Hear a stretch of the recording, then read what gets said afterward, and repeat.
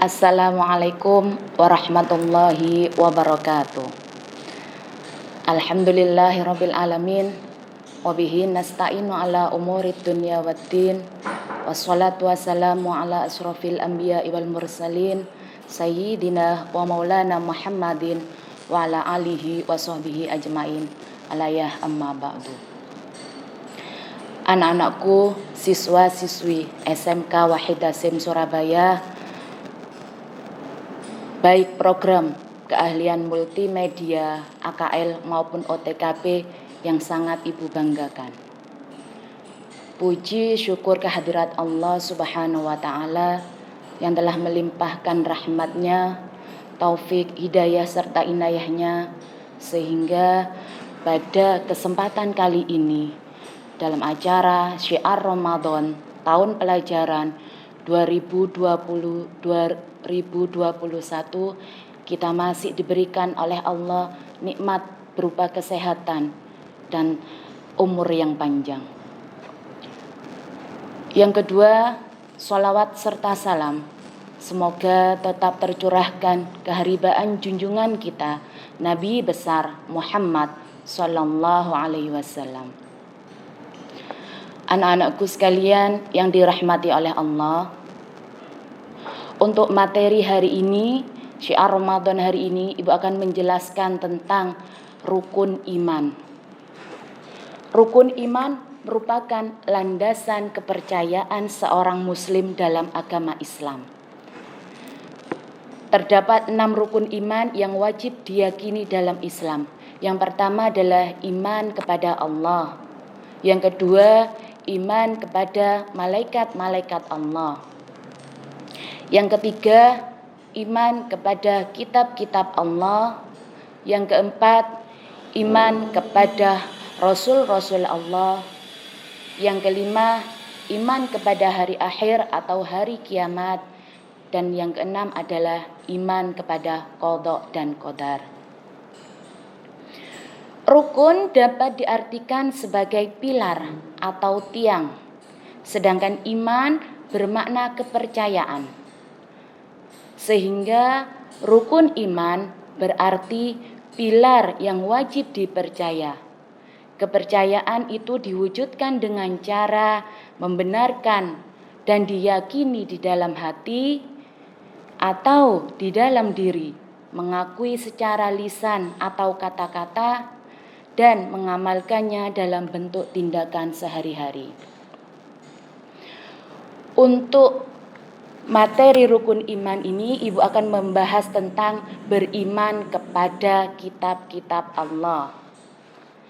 Pengertian beriman kepada kitab-kitab Allah. Beriman kepada kitab-kitab Allah adalah mempercayai dan meyakini dengan sepenuh hati bahwa Allah telah menurunkan kitab-kitabnya kepada Rasul berisi wahyu untuk disampaikan dan diajarkan kepada umatnya. Ada macam-macam kitab yang telah diturunkan oleh Allah. Yang pertama adalah kitab Taurat, yang kedua kitab Zabur, yang ketiga kitab Injil, dan yang terakhir adalah kitab Al-Quran. Kitab Taurat diturunkan kepada Nabi Musa alaihissalam di Gunung Tursina sebagai pedoman hidup bagi kaum Bani Israel. Isi pokok kitab Taurat yang pertama adalah keharusan mengakui keesaan Allah. Yang kedua, larangan menyembah berhala. Yang ketiga, perintah menyebut nama Allah dengan hormat. Yang keempat, perintah memuliakan hari Sabat atau Sabtu. Yang kelima, perintah menghormati ayah dan ibu. Yang keenam adalah larangan membunuh sesama manusia. Ketujuh, larangan berbuat cabul atau berzina. Yang kedelapan, larangan mencuri. Yang kesembilan, larangan menjadi saksi palsu. Dan yang terakhir, yang ke-10 adalah larangan mengambil hak milik orang lain. mengambil hak milik orang lain. Yang kedua adalah kitab Zabur. Kitab ini diturunkan kepada Nabi Daud alaihi salam sebagai petunjuk dan pedoman bagi umatnya. Kitab Zabur berisi kumpulan nyanyian dan pujian kepada Allah atas segala nikmat yang telah dikaruniakannya. Yang ketiga adalah kitab Injil. Kitab ini diturunkan kepada Nabi Isa alaihi salam. Kitab Zabur mengajarkan tentang pembersihan jiwa raga dari kekotoran nafsu duniawi. Namun kitab Injil yang sekarang adalah hasil dari pemikiran manusia, seperti kitab Injil Matius, kitab Injil Markus, kitab Injil Lukas, dan kitab Injil Yohanes.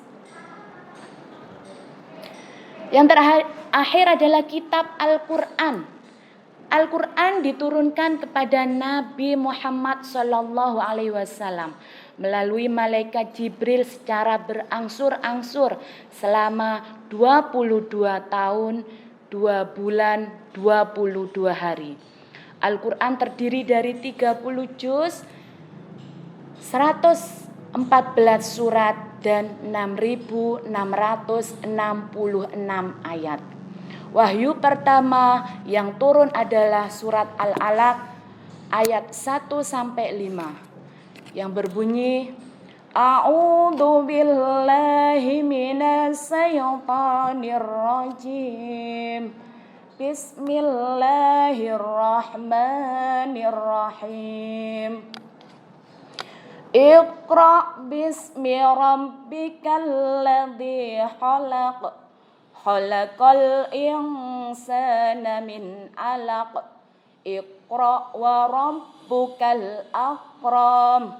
Alladzi 'allama bil qalam. 'Allamal insana ma lam ya'lam. Surat Al-Alaq ayat 1-5 diturunkan pada tanggal 17 Ramadan di Gua Hiro, dan ayat yang terakhir adalah surat Al-Maidah ayat 3 pada tanggal 9 Dzulhijjah. Keistimewaan Al-Quran yang pertama adalah berlaku sampai akhir zaman. Yang kedua, mencakup seluruh aspek kehidupan. Yang ketiga, mudah difahami, dihafal, dan diamalkan. Yang keempat, Al-Quran sebagai penyempurna kitab-kitab sebelumnya. Isi kandungan Al-Quran yang pertama adalah ketauhidan. Yang kedua adalah akhlak.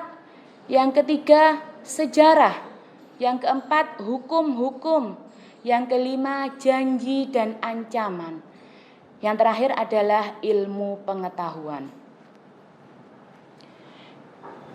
Hikmah beriman kepada kitab-kitab Allah.